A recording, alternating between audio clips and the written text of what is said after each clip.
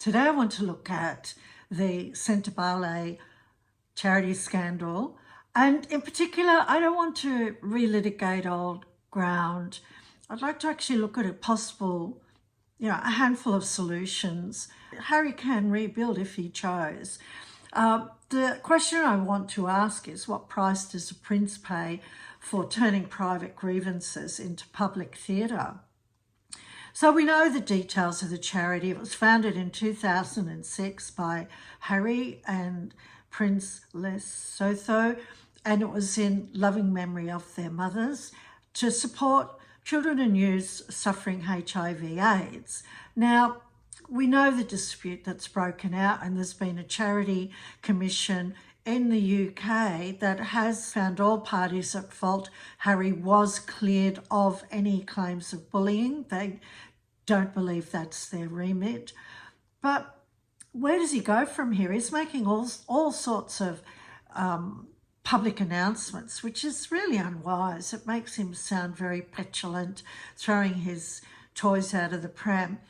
I think that if he wanted to quietly re-enter into that space, he could do it through Archewell and support Senteballe from behind the scenes.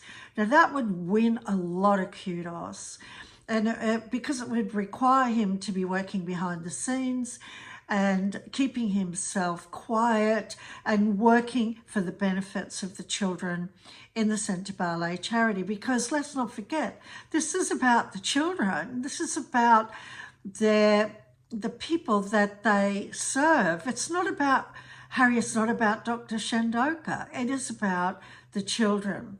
His brand would improve. Donors would come on board because they'd see he's serious instead of being petulant, and his polls in the UK might improve a few points. He could cause a pivot. Now, he could launch a fresh initiative far from HIV work with credible partners. Now, that's not going to be an easy lift. It's going to be a heavy lift, actually, because he has a damaged reputation now.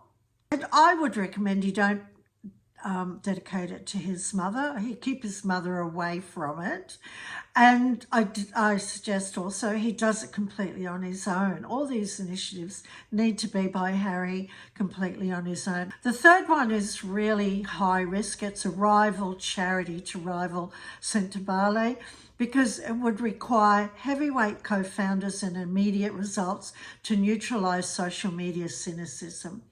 The third path could work, but only if it's seen as a vision, not as vengeance. Look, the problem with Harry's brand is, what am I saying here that's not new? It's built on victimhood, but he could change that. He could change that.